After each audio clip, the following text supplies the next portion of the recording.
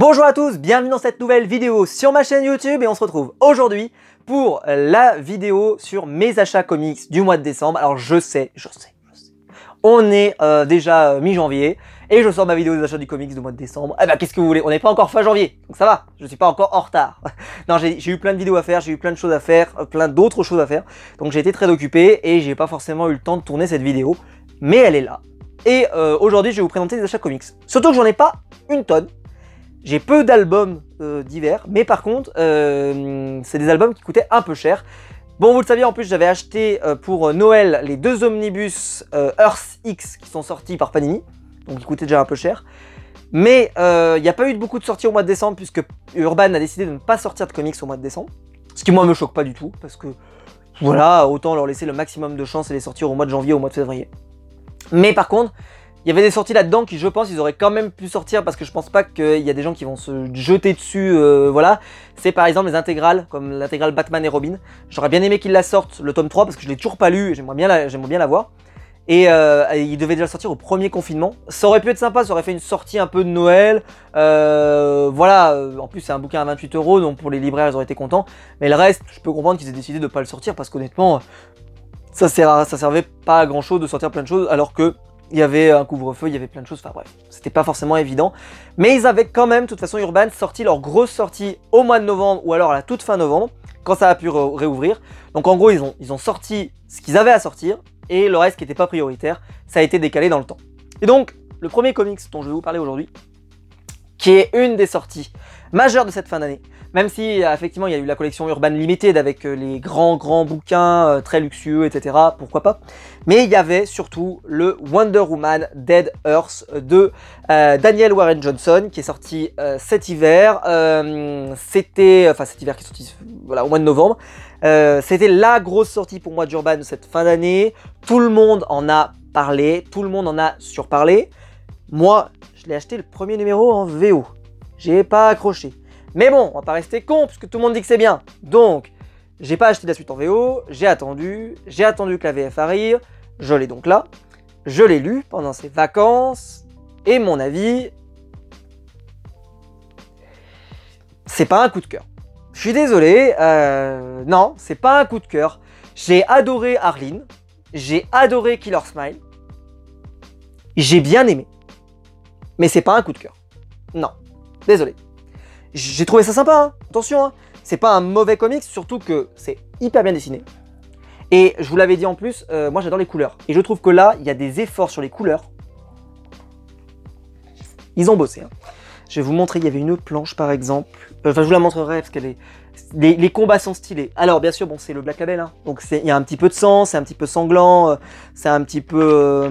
Mais honnêtement, il y a des planches comme ça là, magnifiques. Ça se lit hyper bien. Vous n'avez besoin de n'avoir rien lu d'autre sur le personnage de Wonder Woman, ça se lit très bien. Alors bon, le concept il est très simple, hein, c'est Wonder Woman, elle se réveille d'une sorte de d'hibernation, on pourrait dire. Quand elle se réveille, eh ben, c'est l'apocalypse sur Terre. Et on est dans un monde un peu post-apocalyptique où il y a des sortes de créatures, des monstres qui se sont répandus sur le monde. Donc, bon, est-ce que c'est ce que j'ai envie de lire avec Wonder Woman? Je pense que la réponse est non. C'est peut-être ça le problème. Un truc comme ça, là, Wonder Woman défonce du monstre. Alors par contre, cette planche, voilà, je vais vous montrer, c'est cette planche-là que j'ai trouvé incroyable. Bam! Ça, c'était ouf. La forteresse de solitude de Superman. Bam! Magnifique. Mais ça m'a pas... je sais pas, ça m'a pas... C'était bien, hein. J'ai passé un bon moment de lecture, mais c'est pas le comics pour moi aussi énorme que ce que les gens en ont dit, c'est-à-dire à dire « Ah, c'était trop bien, c'était trop bien, c'était trop bien ». C'est sympa, c'est bien, mais c'est peut-être pas le truc culte que j'attendais, personnellement. Personnellement, c'est mes goûts, hein. Après, peut-être que vous l'avez aimé. Dites-moi dans les commentaires si pour vous, ça a été un coup de cœur absolu. Moi, j'ai trouvé ça sympa. C'est bien dessiné. Mais le dessin ne fait pas tout. Et je sais pas, cette histoire de Wonder Woman m'a pas galvanisé plus que ça. Mais je pense que c'est un comics qui pourra bien se vendre quand le film Wonder Woman finira par sortir en France. Ça pourrait bien se vendre parce que c'est une histoire complète. Vous n'avez rien besoin d'avoir eu l'autre. Wonder Woman, elle est badass. Voilà. C'est sympa. La deuxième grosse sortie d'Urban, c'est le Batman Death Metal de Scott Snyder et Greg Capullo, la Dream Team qui se réunit encore après Death Metal, après Batman Metal, Dark Knight Metal, pour faire Death Metal. Bon, bah déjà ça, c'est inaccessible à ceux qui n'ont pas lu Batman Metal. C'est inaccessible. Pour moi, c'est même inaccessible à ceux qui n'ont pas lu la Justice League. Il faut avoir lu la Justice League de Scott Snyder pour tout comprendre. Il faut même avoir lu le Batman qui rit. Il faut avoir lu le Batman qui rit les infectés. Par exemple, il y a un personnage, sans spoiler, hein, mais Lex Luthor. Si vous n'avez pas lu tous les albums en rapport avec Metal, vous savez pas ce qui lui est arrivé en rapport avec le Batman qui rit. Vous savez pas. C'est obligé. C'est obligé de tout avoir. Et il y aura 4 tomes de Batman Death Metal. Je trouve ça un peu beaucoup. Je pensais moi qu'il y en aurait moins que ça. Je me suis dit, putain, 4 tomes quand même, ça fait beaucoup.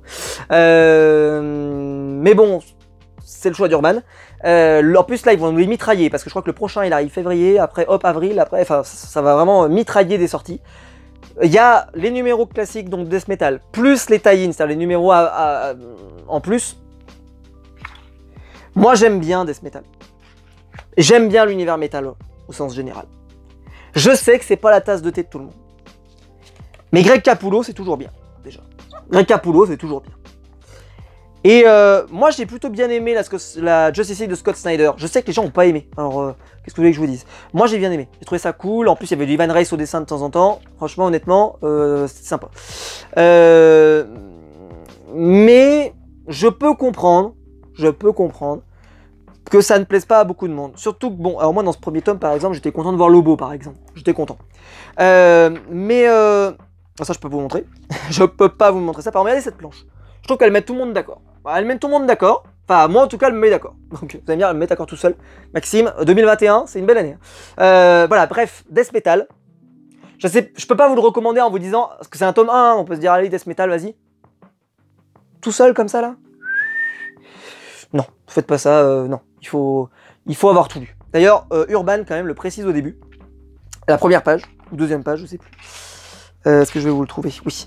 En fait, ils nous ont fait une frise. Donc ce qu'ils vous disent, bah, ils vous disent, voilà, faut lire Batman Death Metal, puis Batman Metal, puis après il faut lire le Batman qui rit, puis il faut lire la Justice League, puis il faut lire Doom War, Épilogue, que j'ai lu moi aussi. Je devais pas l'acheter à la base. Et puis quand j'ai vu qu'il me manquait un morceau là, parce que moi je me suis arrêté là et j'ai voulu passer là. Et en fait, ici il se passe un truc hyper important que j'avais pas lu. Donc je l'ai acheté pour l'avoir. Bref, un gros bordel. On continue avec les omnibus. La fin d'année était omnibus. Je vous en ai déjà présenté 2, Earth X. Et maintenant, le dernier, Spider-Man, le tome 3 de la saga du Clone. Bon, bah c'est le tome 3, hein, donc si vous avez acheté les 2 premiers, bah, ça peut vous intéresser. Retour de la jaquette. Oui, messieurs, dames. Alors bon, on va faire les théories du complot, hein. Oui, Panini sortent la jaquette dans le tome 3, comme, avec les 2 jaquettes du tome 1 et du tome 2. Comme ça, t'es obligé d'acheter le tome 3. Bon, bref, peu importe. S'ils en arrivent là, franchement, honnêtement, c'est stupide. C'est la suite. Si jamais vous avez envie d'avoir cette saga, prenez-la. Ce n'est pas la meilleure saga sur Spider-Man, mais c'est une des dernières époques modernes qui n'était pas publiée et que j'avais pas. En sachant qu'après derrière, il y aura Straczynski qui va arriver et avec John Romita Jr. qui est déjà dans ce volume. Alors, bon, c'est le dessin des années 90, hein, de la fin des années 90, donc... Ah, attention, pardon, je fais trembler, hop. C'est cool, hein. Moi, je trouve ça cool. Alors, ça a des défauts, hein, forcément, mais j'aime bien son Spider-Man. Je vais vous montrer, par exemple, mais j'aime bien le... hop, est-ce que je pourrais vous montrer une... Voilà, ça, c'est une bonne image de Spider-Man.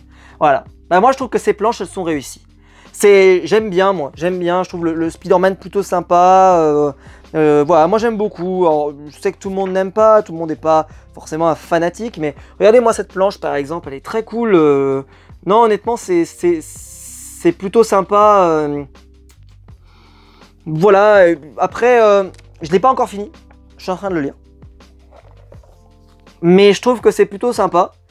C'est peut-être pas effectivement le bouquin à lire qui est génial, tout ce que vous voulez, mais c'est quand même une période pour Spider-Man avec de nombreux épisodes que je voulais avoir.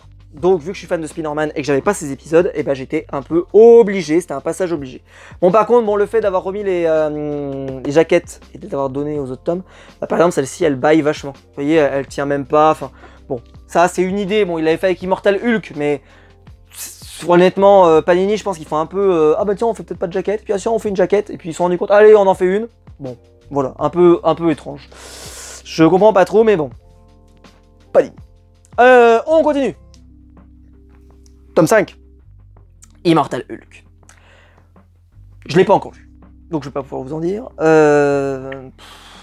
C'est la suite, hein. C'est la suite d'Immortal Hulk. Tiens, d'ailleurs, ils ont enfin mis les passages en noir. D'accord. Eh ben, il n'est jamais trop tard pour apprendre. Parce que, bon, si vous avez vu la vidéo des rubriques de nos amis, les rubriques de G, il a fait une vidéo dans laquelle il a expliqué il manquait des passages dans Immortal Hulk, puisqu'à la fin des numéros, il y a toujours un encart noir. Ah mais non, ils n'ont rien changé. Il y a toujours un encart noir comme ça, là. Sauf que dans l'encart noir, il y a une parole. Quelqu'un qui parle, qui dit quelque chose. Un texte, par exemple. Et ben... Là, nous, c'est du noir. Alors, est-ce que c'est... ça, par exemple, qui a été écrit dedans? J'en sais rien. Bref. Voilà, l'édition française est peut-être pas optimale, malheureusement, pour Immortal Hulk. C'est peut-être dommage. Mais bon, ceci étant dit, les couvertures sont d'Alex Ross, ça ne gâche rien. J'aime bien cette série, moi je la trouve très bonne. Je suis pas le plus grand fan de Hulk pourtant, hein. Hulk c'est pas mon personnage honnêtement, voilà, c'est juste parce que j'ai entendu qu'Immortal Hulk c'était génial, donc j'ai fini par acheter le tome 1, je l'ai trouvé excellent comme tout le monde, donc j'ai acheté le tome 2, je l'ai trouvé toujours aussi excellent, et donc bah, j'achète tous les tomes depuis. Je sais pas combien il y aura de numéros, en sachant que celui-là il coûte assez cher, je crois que c'est 18 €, et il y a 4 numéros. Oui, non 5 numéros, pardon 5 numéros, voilà. Je trouve ça cher, moi, 18 € pour 5 numéros. Aïe, aïe, aïe. Enfin bon, on termine avec le truc. Alors là, le truc pas banal. J'ai précommandé, je commande tous mes comics à la FNAC. Il y a 3 mois, 4 mois, je vois dans les listes de précommande que Delcourt va sortir un comics qui s'appelle Le Retour de Negan, scénarisé par Robert Kirkman, dessiné par Charlie Adler, qui est donc la suite de Walking Dead, qui va nous apprendre ce qu'est devenu Negan à la fin de Walking Dead. J'étais impatient, je l'ai acheté, je l'ai précommandé, et je l'ai reçu. Et j'ai reçu ça. Alors ma tête, quand je l'ai reçu, c'était ça.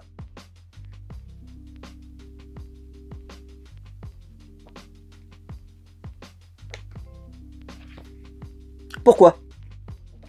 Parce qu'en fait, les 18 € que j'ai dû payer, je sais pas combien ça coûtait, j'ai reçu ça. Walking Dead, Brian Kevogan, Marcos Martin. Et moi, c'est ça que je voulais, moi. Et j'ai reçu ça. J'ai reçu les deux, hein. Mais celui-là, il est en souple, donc il va aller avec les autres de la collection, donc tout va bien. D'ailleurs, celui-là est très bien. D'ailleurs, il est très drôle celui-là parce que bon, c'est Negan, donc c'est le style Negan, donc très bah voilà, hein, injurieux, tout ce que vous voulez.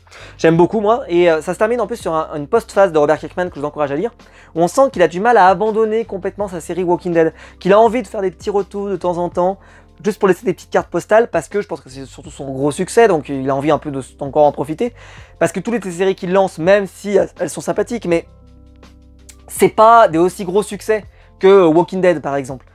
Alors que là, et donc, j'ai trouvé ça très sympa. Je vous le dis tout de suite, ça c'était super. C'était super. Je vais vous montrer d'ailleurs une planche parce que c'est du Robert Kirkman, hein, donc c'est très très beau, du noir et blanc, c'est très beau. Et donc moi j'ai reçu ce truc là. Et c'était, je savais pas moi que je l'avais acheté. J'ai acheté La Mort de Negan. J'ai acheté ça, Walking Dead l'étranger. J'ai pas acheté ça. Et je le reçois, donc déjà grand format.